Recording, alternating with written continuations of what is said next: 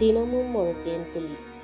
நான் பிதாவின் இடத்திற்கு போகிறபடியினால் கொஞ்ச காலத்திலே என்னை காணாதிருப்பீர்கள், மறுபடியும் கொஞ்ச காலத்திலே என்னை காண்பீர்கள் என்றார்.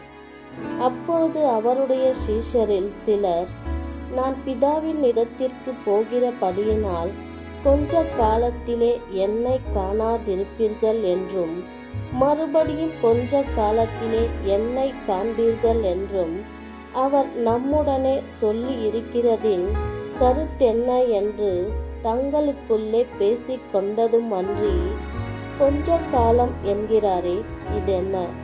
அவர் சொல்கிறது என்னதென்று நமக்கு விளங்கவில்லையே என்றார்கள். அதை குறித்து தம்மிடத்தில் கேட்கும்படி அவர்கள் விரும்புகிறதை இயேசு அறிந்து அவர்களை நோக்கி, கொஞ்ச காலத்திலே என்னை காணாதிருப்பீர்கள், மறுபடியும் கொஞ்ச காலத்திலே என்னை காண்பீர்கள் என்று நான் சொன்னதை குறித்து நீங்கள் உங்களுக்குள்ளே விசாரிக்கிறீர்களா? மெய்யாகவே மெய்யாகவே நான் உங்களுக்கு சொல்கிறேன், நீங்கள் அழுது புலம்புவீர்கள், உலகமோ சந்தோஷப்படும்.